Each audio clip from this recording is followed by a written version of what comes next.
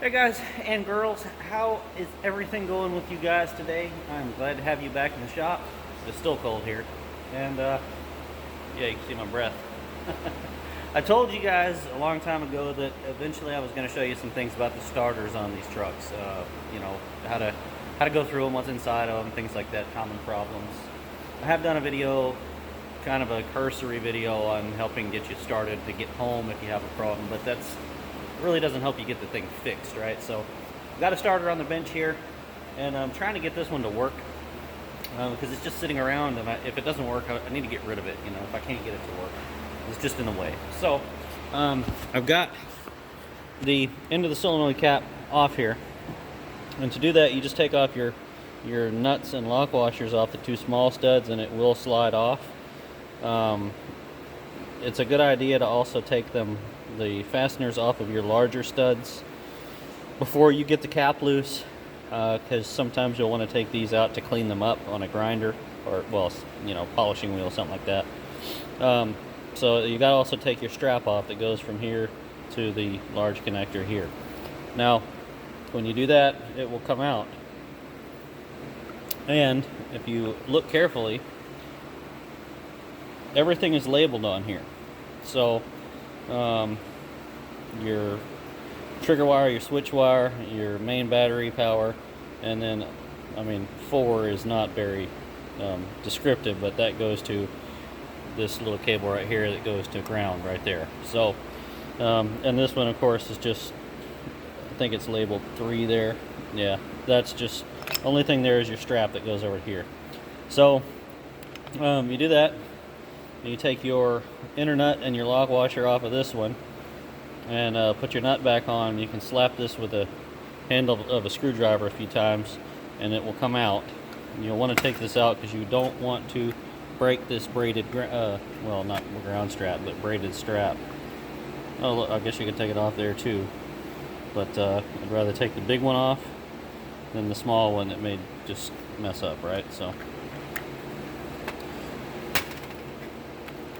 take that off of there, get it out of your way.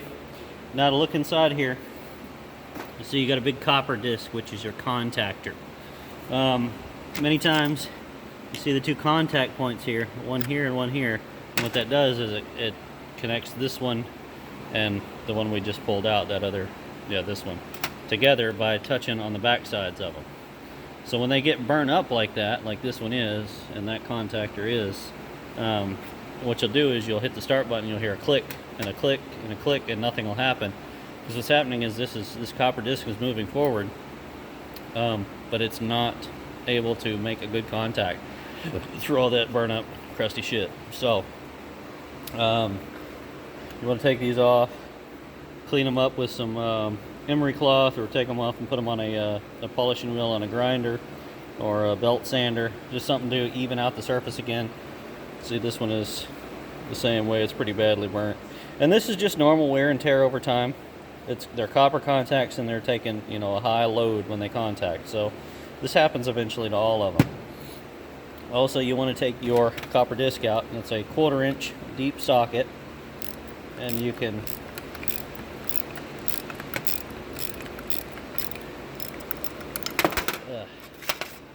take this off.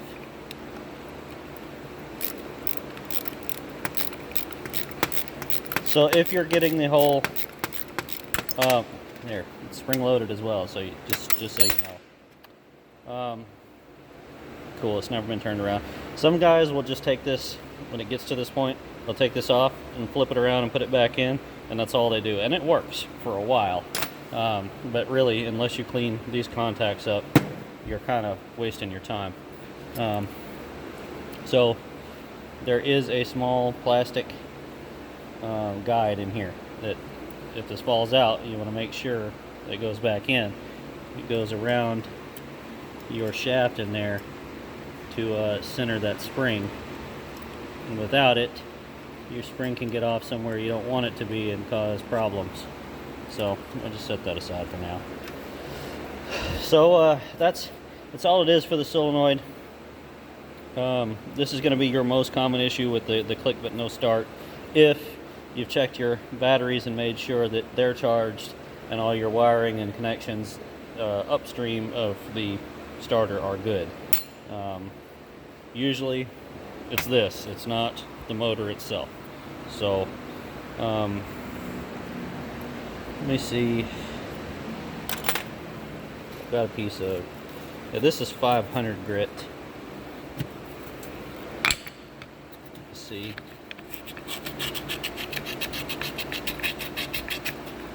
Yeah, this is not going to be enough to,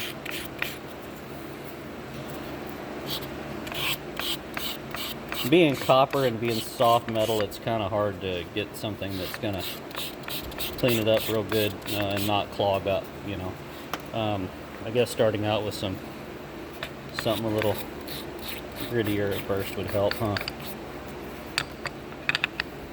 You know what I should do? I should put this in a vise. Oh, look there.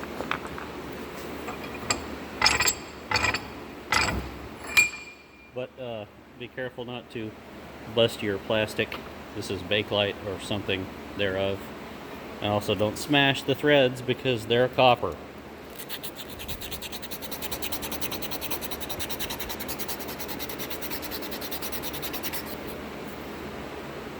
So it's starting to clean up, but it's quite pitted. So let's try something a little more aggressive, huh?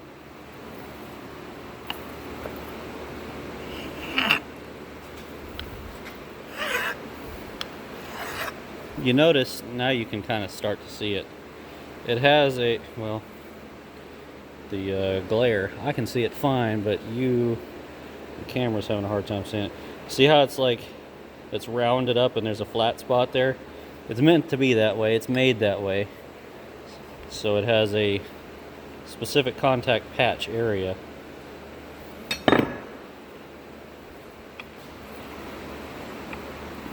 Come on.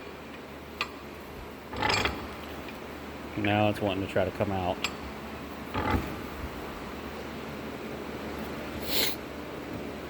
So if you can get just the contact patch area back down where it's not super pitted, and with a file it doesn't take much. The thing is, you want to keep it as flat, keep the file as flat as you can. You don't want to round the surface over. If you round the surface over, you shrink the contact area.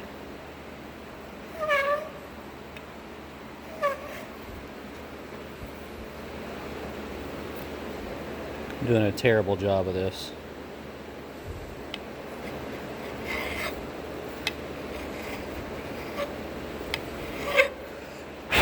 Okay, so the pitting is pretty much gone. There's one or two little deep pits in there, maybe four.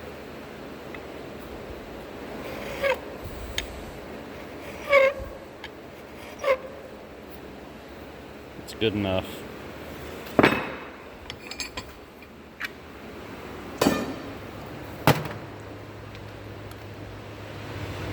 Man, I didn't want to have to take that off.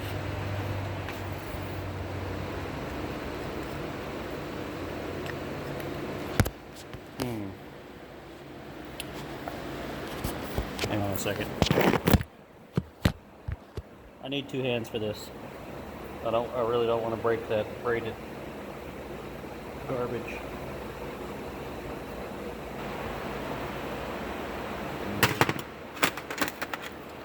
I need a bigger screwdriver, but I don't have one here. Not a Phillips. Let's see if the old Leatherman will do it.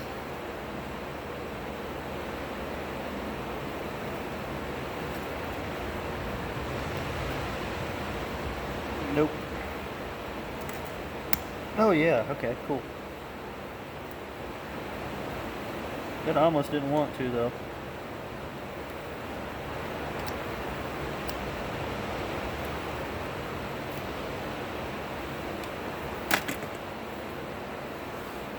Alright.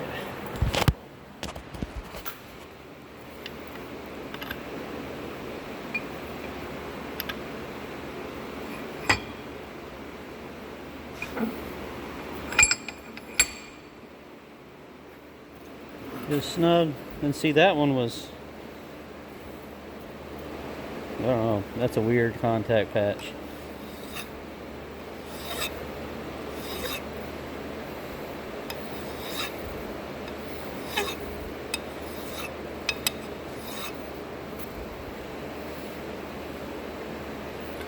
But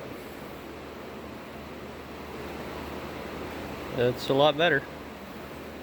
Doesn't take much with copper, right? Soft. Now this is another story. That is a pretty deep pit.